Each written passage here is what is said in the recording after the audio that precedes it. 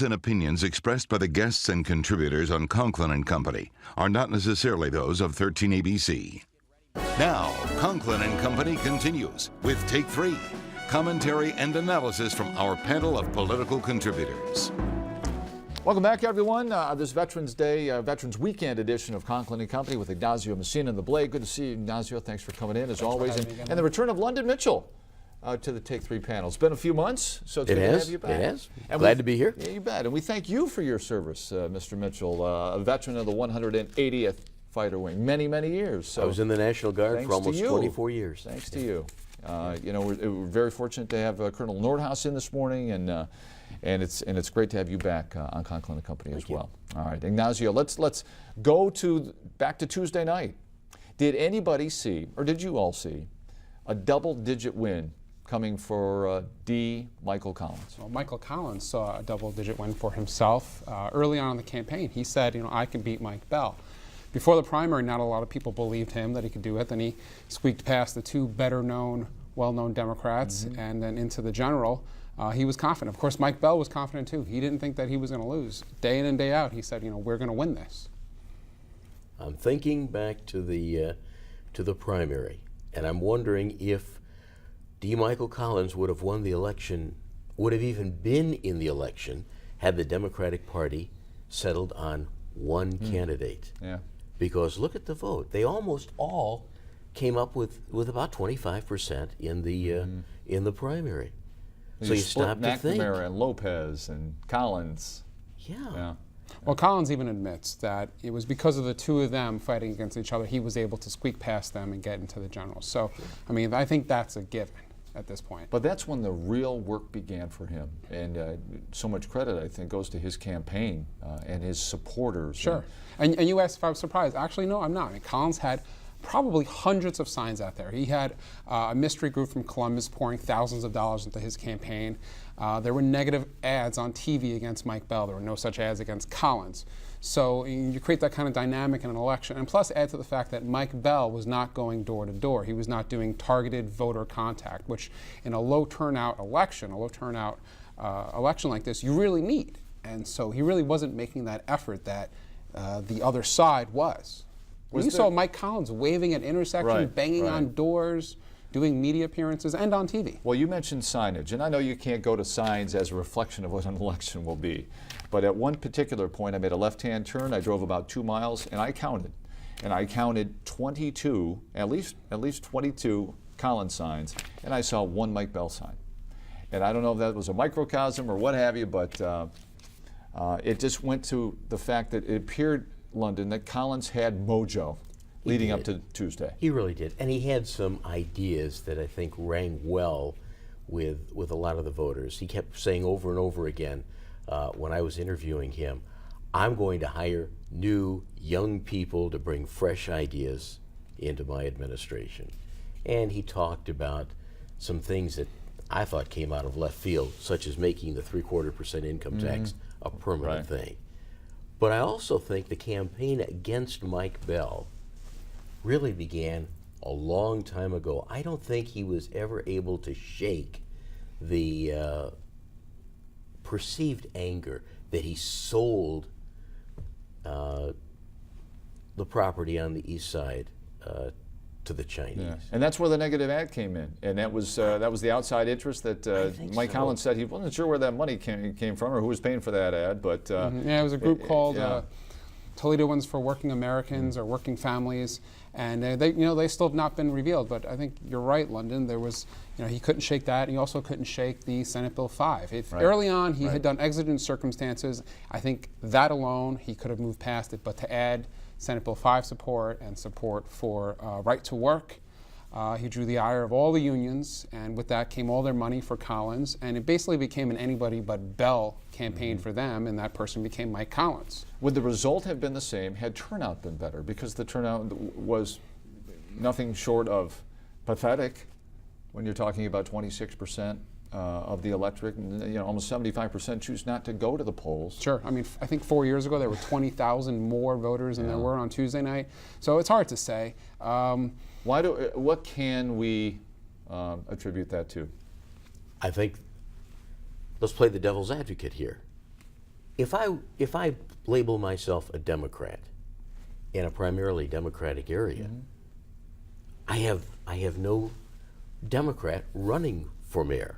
I mean, the party doesn't have a candidate, so I've got to now fish for somebody. I'm also a Democrat in one of the two major Democratic cities in the state, and does my vote count when I've all of a sudden, because of the gerrymandering, I'm in a Republican district? Are we ever going to see a Democrat represent, are we ever going to see anybody from Toledo represent us in Congress once Marcy Kaptur steps down? Yeah, but for all intents and purposes, Mike Collins, independent, but... Well, I understand that, but I think we're getting further and further away from believing that we have one man, one vote. I know the ad or the headline in the Blade said something about voters being lazy. I think voters are perplexed and a little angry. I don't think we used the word lazy, but I do think we said that voter turnout was low.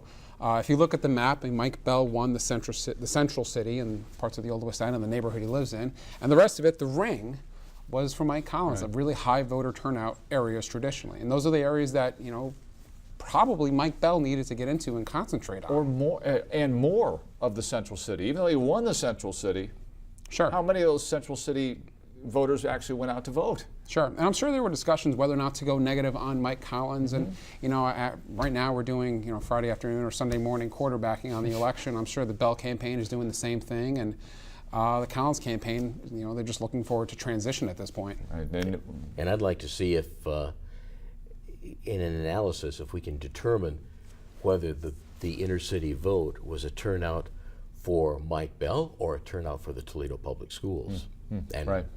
I think that I think the school levy was a greater draw than the mayoral race. Yeah, a renewal levy and a solid win for Dr. Durant and TPS. All right, so the way forward now for Mike Collins. Let's take a look at the changing face of City Council. And Jack Ford scores very high. Rob Ludeman up there too. Newcomer Sandy Spang, Teresa Gabriel, and now on the outside looking in, but not by much, Larry Sykes, Adam Martinez. You have these provisional votes, which are coming. And Ignacio, you say no matter what, there's going to be a recount. There will be a recount. You didn't mention Stephen Steele. Right, he also right. was reelected. Ludeman was the top vote getter, followed by Ford, then Sandy Spang. Teresa Gabriel's in there. And if you look at Spang and Gabriel, they're both essentially Republicans, now independents. So if you figure 3 Republicans were elected out of 6. Adam Martinez is 39 votes ahead of Larry Sykes at this point. There's 500 yet to be counted. There will automatically be a recount. At the earliest we will know is November 29th, I believe. I'm surprised it takes that long. Well, they have to count the provisionals. This is basically, government moves slow. They'll count the provisionals. The board can challenge them, and then they'll have a recount. So, before Christmas, we'll know who the 6 people are on. Before they meet it'll be your with Christmas the new present. council. Sure, it'll right? be Collins' Christmas present, his council. That's right. What about the appointee now? Council will, is it technically council appoints votes? Council will appoint it. So you still have you will still have a Democratic majority on council. So well, it's interesting because there'll be a Democratic majority, but not many endorsed Democrats. But it'll be their decision. The 11 left after council is reformed and Collins is off will pick their successor. And of course his successor. Right, and then the big name we're hearing, and of course, we're hearing that Cardi Finkbeiner could be appointed to that seat vacated by D. Michael Collins.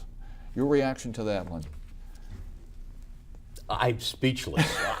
but isn't Mike Collins representing that southern area of the city? Well, the person has to live in the district. Yeah, and Cardi lives there. Cardi told me something interesting on Thursday. He said, coincidentally, he said one former mayor on council might be palatable, 2 former mayors on council might not be. So he says he's not interested. My guess, and I base this on absolutely nothing, is that he will run against Carol Contrada for county commissioner next time that is up. That I based that on absolutely nothing, and he has not confirmed that. That's now, just my has he prediction. spoken to you to say, I'm not interested in that seat? He said he's not interested in that seat. He is, not campaigning for it. His name still may be thrown out by a fellow Democrat, but he says he's not interested in it.